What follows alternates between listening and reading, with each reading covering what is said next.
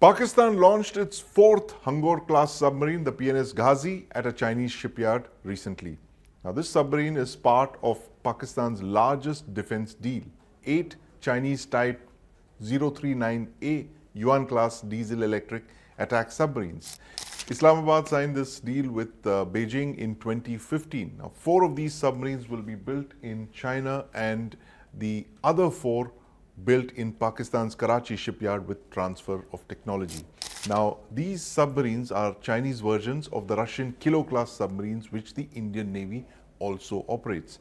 Now, this class is named after the PNS Hangor, which sank an Indian frigate during the 1971 war, and it includes 3 other vessels, the Mangro and the Saad. The 4th unit, the Ghazi, is named for a Pakistani submarine which exploded and sank off Visakhapatnam during the 1971 war. Now, the first Hangor-class submarine is expected to enter service in 2026, and the first 4 units will be fully operational by around 2028 to 2030.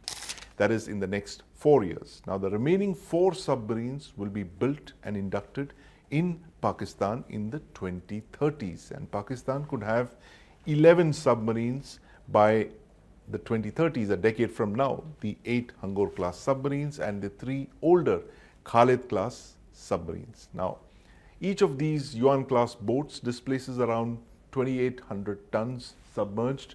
They measure about 77 meters long and they feature Stirling air-independent propulsion systems which enable extended underwater endurance of up to 2 weeks without surfacing. Now, this is far longer than non-AIP diesel-electric submarines.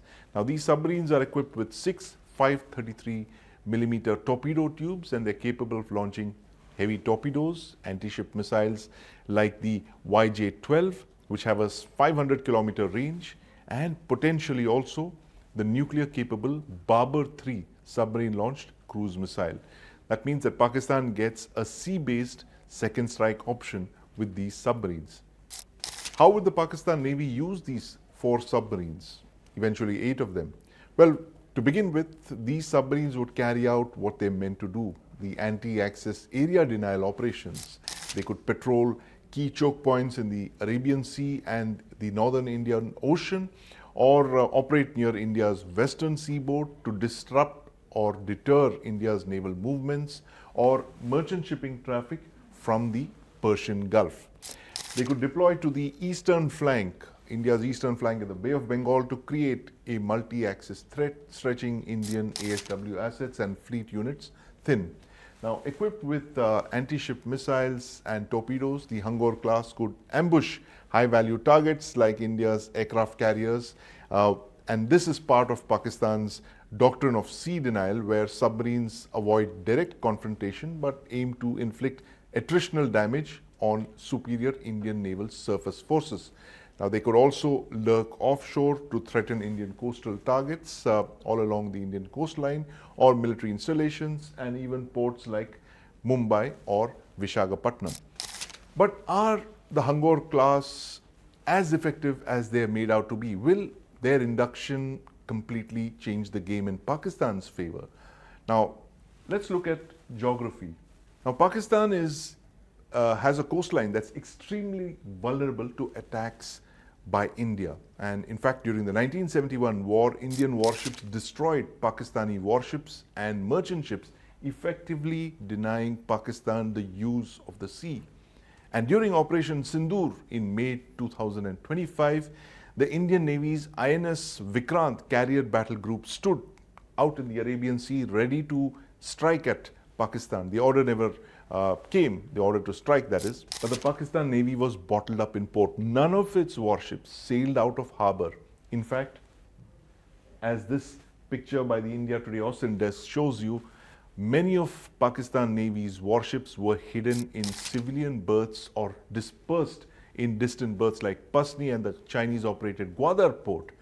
Of its fleet of 5 aging submarines, only 2 were operational, and neither submarine sailed out or tried to ambush the Indian Navy or try and do battle with the Indian Navy or lie in wait for the Indian Navy. Now, if Pakistan were to get the 4 Hangor-class submarines, as they will in the next couple of years, they will still have to be based out of harbors like this, ports like Karachi and Pasni and Gwadar, all of which are in range of not just the Indian Navy, but the Indian Army, which has mobile BrahMos missile launchers, and of course the Indian Air Force, which also used air-launched BrahMos missiles to strike at targets deep inside Pakistan. Now, Pakistan could seek bases in Iran or Oman, but that's a far-fetched possibility because both Iran and Pakistan are friends of India and would not want to become party to any future conflict. And if these submarines were to break out of an Indian Navy blockade around the coast of Pakistan and head into the open sea, they would become targets for the Indian Navy's fleet of long-range submarine hunters like the P-8I Poseidons and ship-based MH-60 Romeo helicopters. Now, in short, Pakistan's fleet of 4 Hangor-class submarines could boost their Navy's underwater capabilities. But the revenge of geography that constrains the Pakistan Navy will severely constrain their capabilities.